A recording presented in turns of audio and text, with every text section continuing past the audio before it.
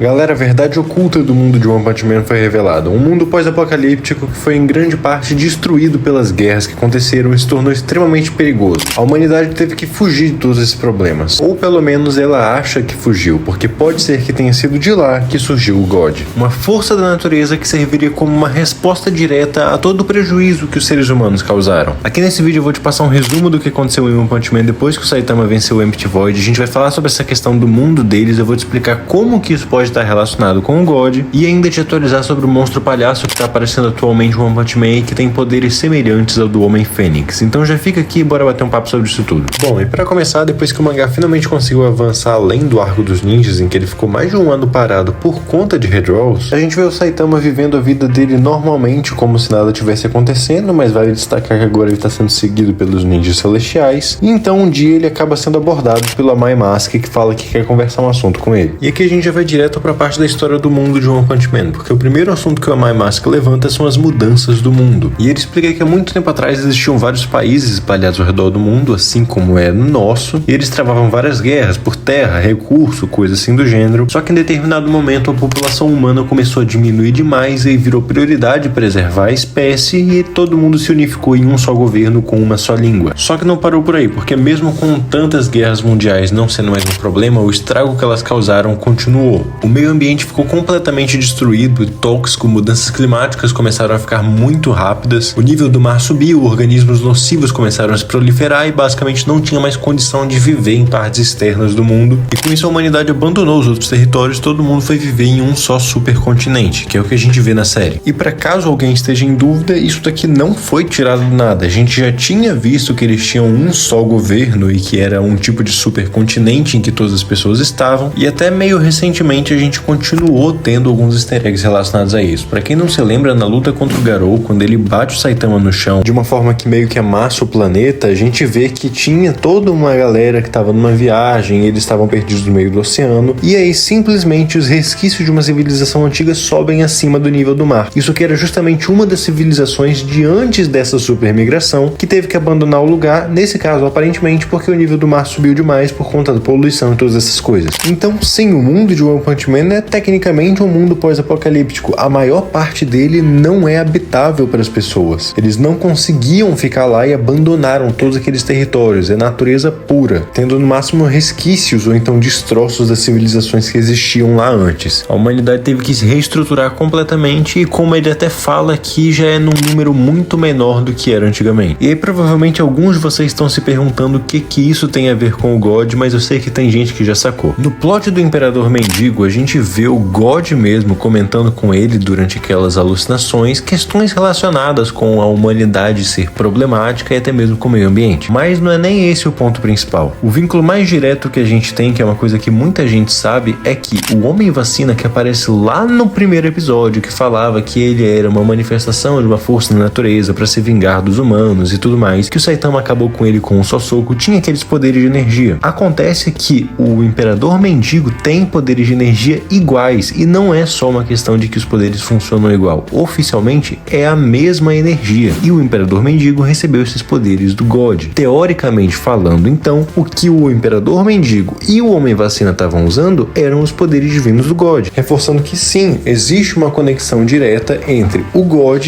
e esse meio ambiente destruído. Isso significa necessariamente que o God surgiu daí ou algo assim do gênero? Não, até porque se a gente for parar para comparar com outras teorias, como por exemplo relacionadas ao limitador do Saitama, o God teria que ser algo muito mais antigo e com uma capacidade de criação e influência muito maior. Ele seria algo muito mais cósmico do que uma representação da Mãe Natureza ou então uma vingança da Mãe Natureza. Mas dependendo de como a história fosse se desenrolar, é sim perfeitamente possível que essas coisas acabem se encaixando. E quando a gente para levar em consideração que a gente também já viu pinturas muito antigas do God com humanos de antigamente louvando ele e coisa assim, então eu pelo menos acredito que é lógico que mesmo que ele não seja necessariamente uma consequência dessa destruição e essa poluição, a história do God vai estar diretamente relacionada com o que aconteceu nesse passado antigo antes das grandes mudanças da humanidade. Mas dentro desse tópico, pelo menos essa é toda a informação que o capítulo forneceu, então bora seguir em frente com a história. Mas antes disso, claro, se vocês estão gostando do vídeo, deixem um like aqui para apoiar o canal, se inscrevam para não perder os próximos e deixem aqui nos comentários se você acha que realmente vai ser essa a história do God ou se vai ser outra coisa, talvez algo mais cósmico. Agora continuando,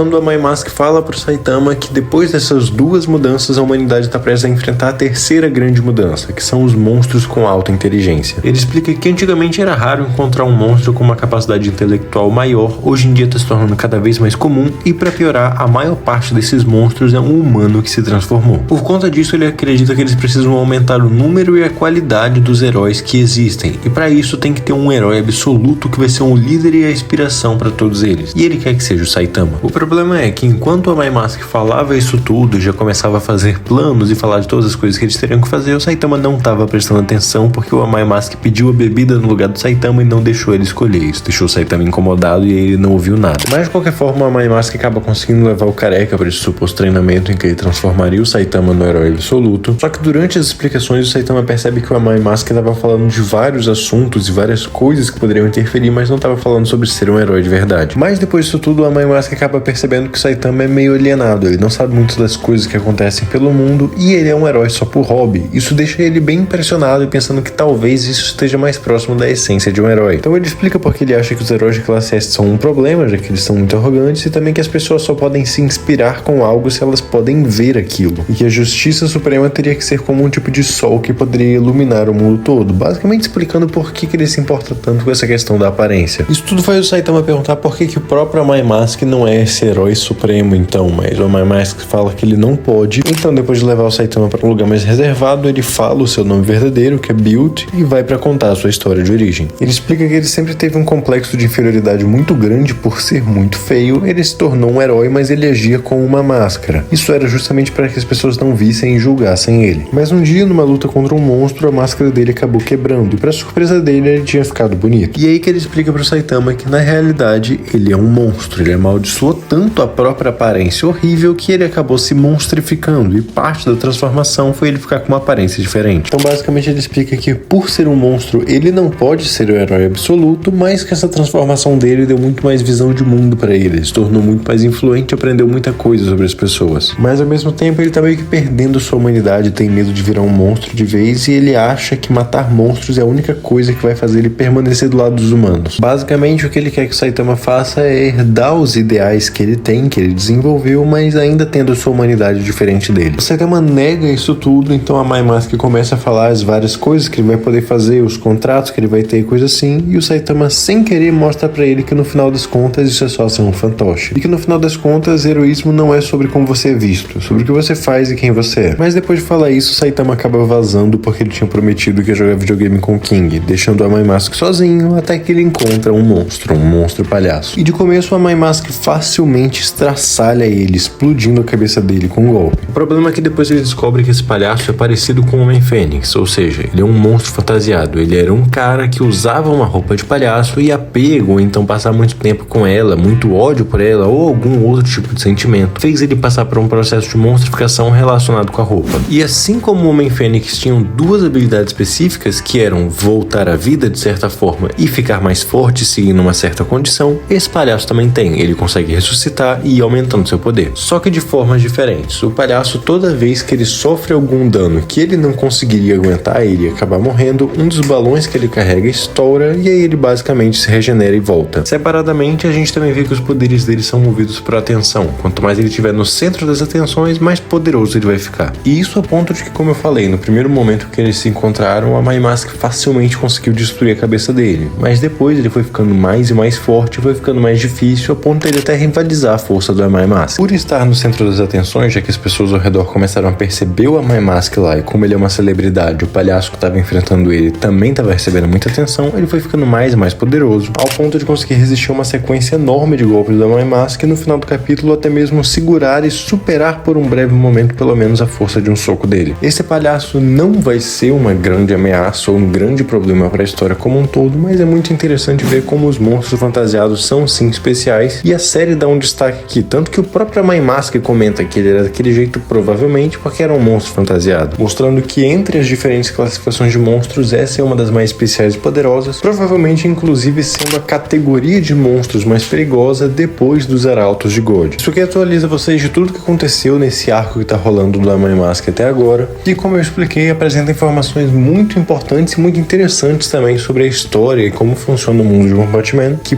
podem acabar estando relacionadas com a origem de God. Deixem aqui nos comentários se vocês acham que vai ser essa mesma explicação. Pessoalmente falando, eu acredito que vai ter uma mescla, que ele vai ser algo mais cósmico, porém que só se manifestou de verdade para fazer as coisas por conta dessa situação na Terra. Me digam qual a teoria de vocês aqui nos comentários. Se você gostou desse vídeo, deixe seu like para apoiar o canal. Muito obrigado pela sua atenção, eu te vejo na próxima.